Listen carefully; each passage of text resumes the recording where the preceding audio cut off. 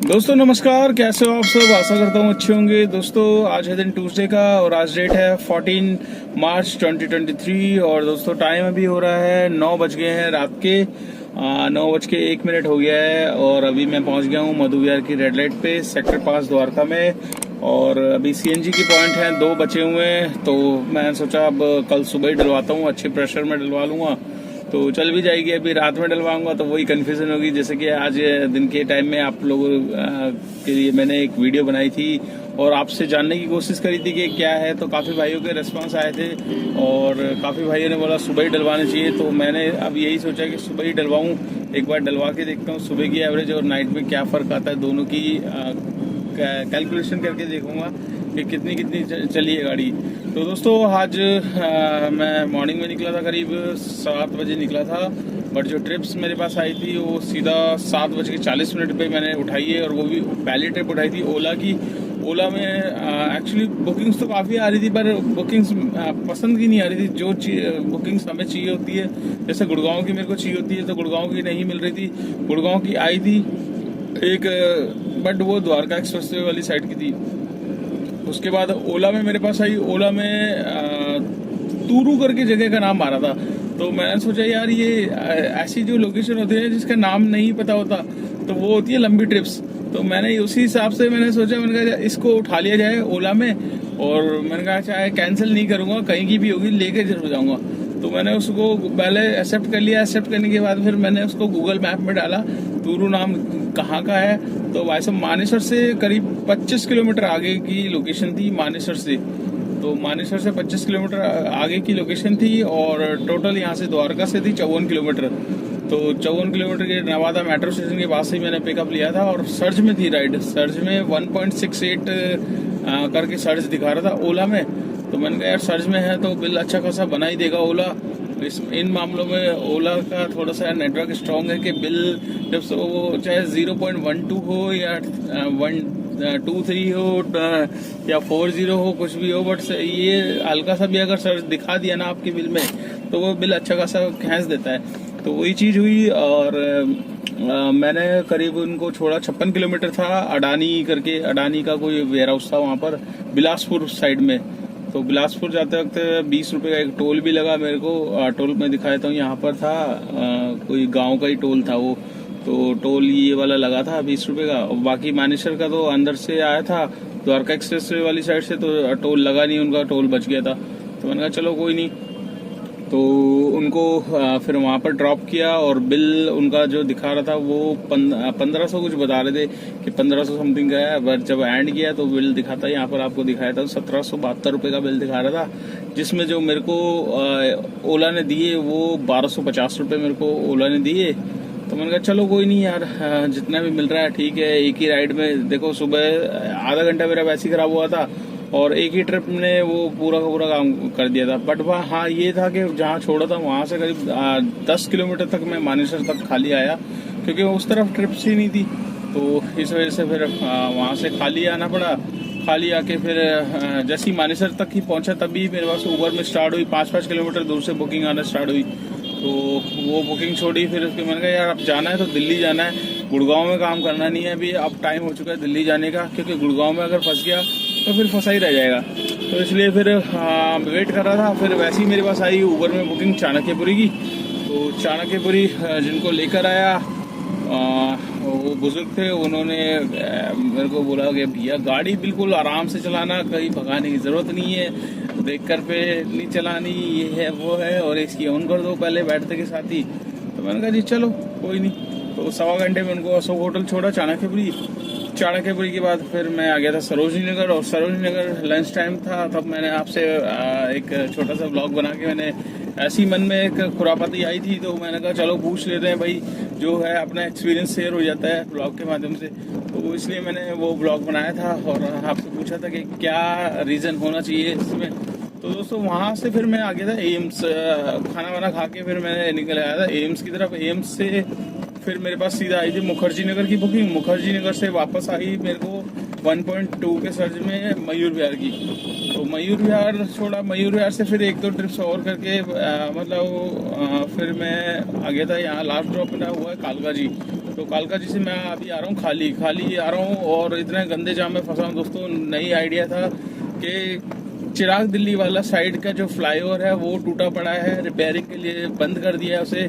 और बिल्कुल भी जो भी भाई आ रहे हैं तो वो अब ध्यान से आना दोस्तों। मेरे को तो जस्ट अभी मैं निकला हूँ तो मुझे पता चला है, वैसे मेरे को पता नहीं था कब से टूटा है। जिस भाई को पता हो तो मुझे दोस्त कमेंट्स करके बताना कि कब से ये टूटा है और कब से रिपेयरिंग चल रही है इसकी और कितने दिन और लगेंगे, क्योंकि बहुत ज़्यादा गंदा जाम लगा हुआ है चिराग दिल्ली के फ्लाईओवर पे टूवर्ड्स आपका इधर एयरपोर्ट आने वाली साइड पे। तो बड़ी मुश्किल से वहाँ से निकल के आया हूँ, निकल के फिर पूरा रास्ता खाली मिला, बस पालम पे आके जाम मिला था मेरे को।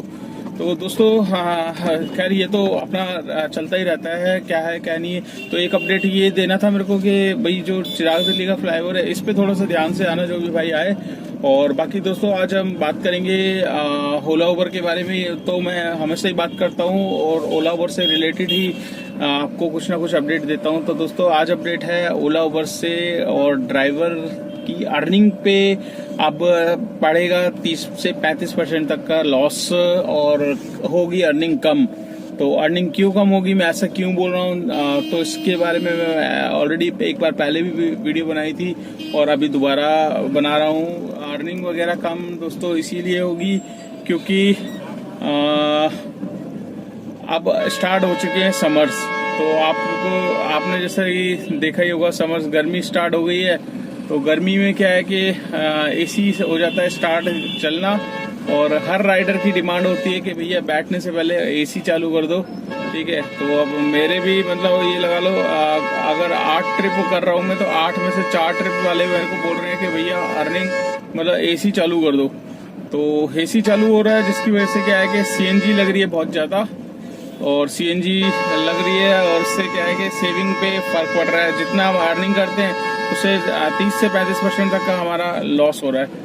तो अब ये लॉस तो हमें 6 महीने तक झेलना पड़ेगा। बस ये है कि अब इस दौरान बस ये ऊबर सुनने में यही आ रहा है, काफ़ी ड्राइवर आज भी मेरे से व्हाट्सएप पे मैसेज करके बोल रहे थे यार बिल बहुत कम बना रहा है आजकल, मतलब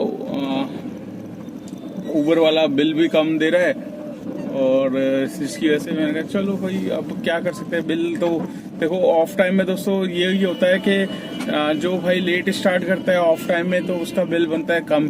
यही रीज़न होता है कि तभी मैं बोलता हूँ कि अपना जो टाइमिंग वगैरह है वो सेट करके रखोगे, क्योंकि दिन के टाइम की एवरेज है 100 रुपये घंटे पर, ठीक है। आप कितनी कोशिश कर लो आप पर घंटा 100 रुपये ही उठा पाओगे, इससे ज़्यादा आप नहीं उठा पाओगे। तो दोस्तों अभी मैं होल्ड करता हूँ, एक्चुअली यहाँ पर ट्रैफिक लग रहा है बहुत गंदा अभी। तो दोस्तों अभी फंसा हूँ जाम में, यहाँ पे आकाश हॉस्पिटल की साइड पे लग गया जाम, और यहाँ पर आई थिंक कुछ मार्केट भी लग रही है जिसकी वजह से जाम लग गया है दोनों साइड पे। और धीरे धीरे करके निकाल रहा हूँ गाड़ी वैसे तो रॉन्ग साइड लेके मैं आगे की तरफ आ गया था, तो अब बीच में फंसा दी है, तो अब धीरे धीरे निकाल रहा हूँ। तो दोस्तों हम बात कर रहे थे मतलब जो ड्राइवर भाइयों की अर्निंग पे अब फर्क पड़ने वाला है, क्योंकि गर्मियाँ स्टार्ट हो चुकी है। गर्मी में क्या होता है दोस्तों, जो हमारी जो एसी का है वो उसकी डिमांड हाई हो जाती है, जिसकी वजह से क्या है कि सीएनजी बहुत जल्दी जल्दी कंज्यूम होती है। तो अब जहां पूरे दिन में हमारी 600-700 की सीएनजी लगती थी, तो अब ये लगा लीजिए 300 रुपये और बढ़ा लीजिए, उसमें 30% तक का इजाफा होगा, ज़्यादा लगेगी सीएनजी, ठीक है। 1000 रुपये तक की पूरे दिन में आपको सीएनजी लगेगी। काम उतना ही होना है, काम जो बताया था 12 घंटे में आपका 2200 से 2700 उतना ही काम होना है। बस ये है कि आपको सीएनजी थोड़ी सी ज़्यादा लगेगी, तो इससे क्या होगा, इससे सेविंग हमारी कम हो जाएगी। तो जितनी हम नेट अर्निंग सपोज 12 घंटे में मैं 1500 कमाता था, तो वही 300 रुपये और कम कर लो, उसमें से 1200 रुपये निकल के ये आएगी अर्निंग। तो इसका सोल्यूशन कुछ नहीं है, सोल्यूशन ये है हर साल ऐसे ही होता है, 6 महीने तक हमें मतलब एसी चलाना पड़ता है। एसी का रेट हमें नहीं मिलता, पर रेट हमें अगर मिल जाए तो हमें कोई दिक्कत नहीं है। जैसे कि आप जान ही रहोगे, आपका इधर काली पीली टैक्सी में रेट अच्छा मिल जाता है, ठीक है, मेरू में अच्छा रेट मिल जाता है, बट हमें ओला उबर के उसमें रेट नहीं मिलता है।